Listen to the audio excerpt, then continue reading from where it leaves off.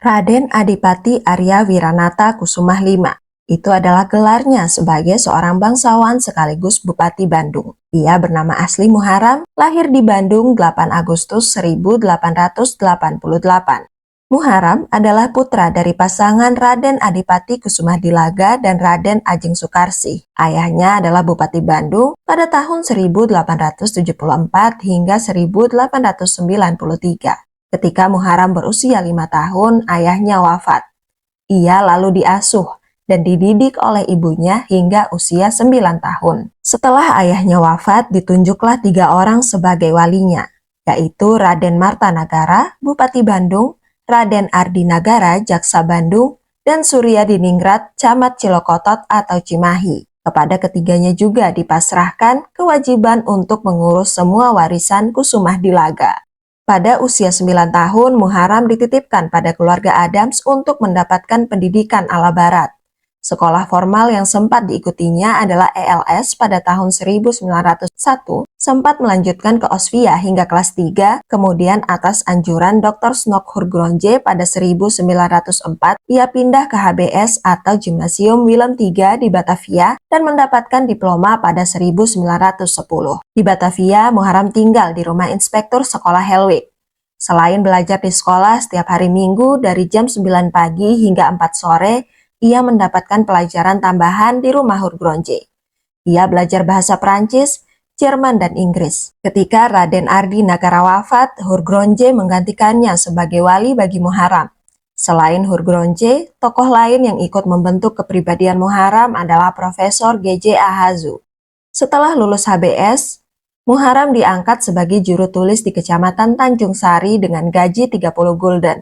Lalu, pada 11 Januari 1911, oleh Residen Priangan ia diangkat menjadi mantra polisi di Cibadak, Sukabumi. Tak berselang lama, ia diangkat sebagai camat di Ciberum, Sukapura, Tasikmalaya. Melihat prestasi kerjanya yang mengesankan, di tahun 1912, di usianya yang ke-24, ia diangkat sebagai Bupati Cianjur. Setelah meraih berbagai prestasi, pada 1920, ia pindah menjadi Bupati Bandung. Setahun berselang, ia terpilih sebagai anggota Volksrat, Dewan Rakyat mewakili Sedio Mulyo, Perhimpunan Para Bupati.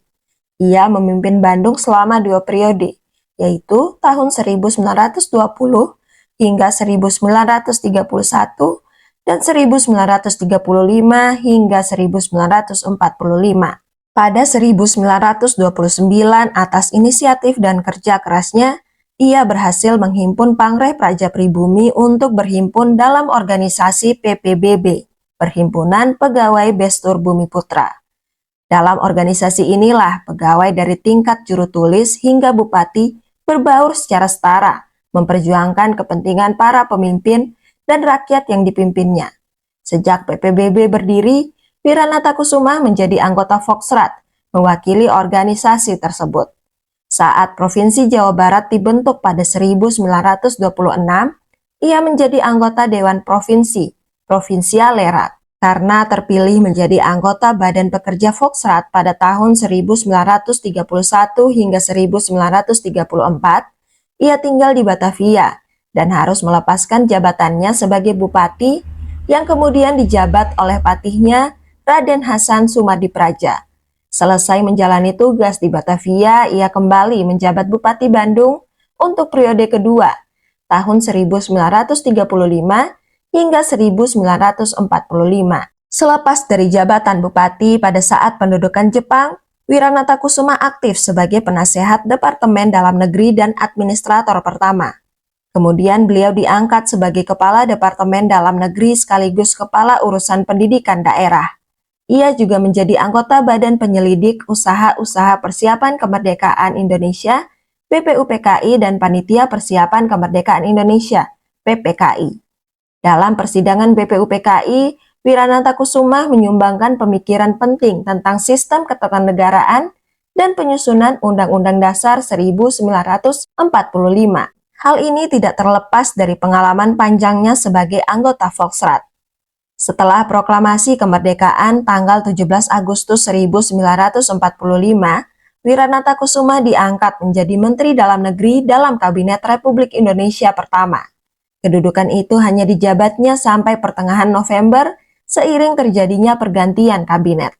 Namun, dalam waktu yang singkat itu sebagai Mendagri, ia bekerja keras berkeliling seluruh Jawa mengkonsolidasikan para pemimpin daerah untuk mendukung pemerintah RI yang baru berdiri.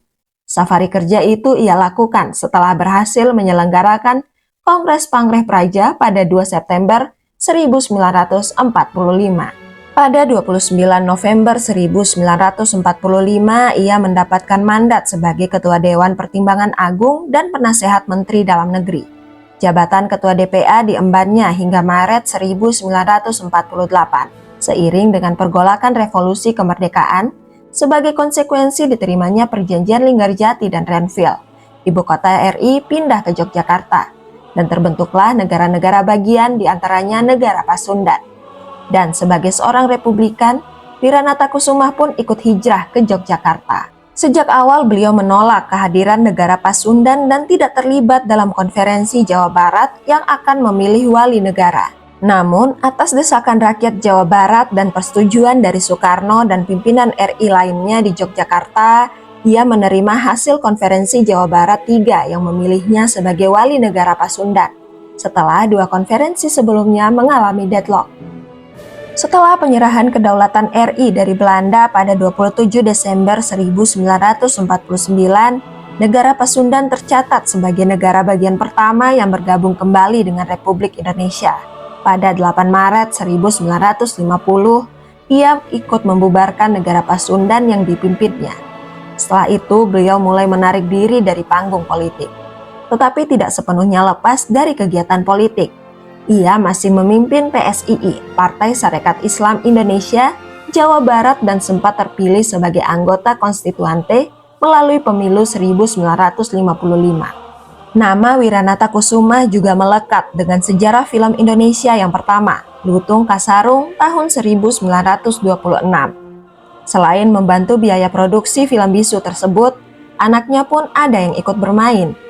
5 tahun sebelumnya, 1921, ia memprakarsai drama modern Sunda dalam lakon yang sama. Tunil Lutung Kasarung itu digelar dalam rangka memeriahkan Kongres Java Institute di Bandung. Drama kolosal tersebut ditampilkan dalam panggung raksasa, dibangun di depan pendopo kabupaten. Ditonton ribuan orang, Tunil itu dilukiskan sangat memukau. Bahkan si nyenoni Belanda waktu itu belum pernah ada yang tampil di panggung terbuka. Pentas terbuka seperti itu baru menjadi tren di Eropa dan Wiranata Kusuma berhasil menghadirkannya di Bandung. Karya ini merupakan kolaborasi antara Bupati Bandung Kartabrata, DK Ardiwinata, dan Yuda Dibrata. Setelah sakit lebih dari 2 tahun, pada 22 Januari 1965 Wiranata Kusuma wafat. Pada 12 Agustus 1992, pemerintah Republik Indonesia mengakui jasanya melalui pemberian bintang Mahaputra Adi Pradana.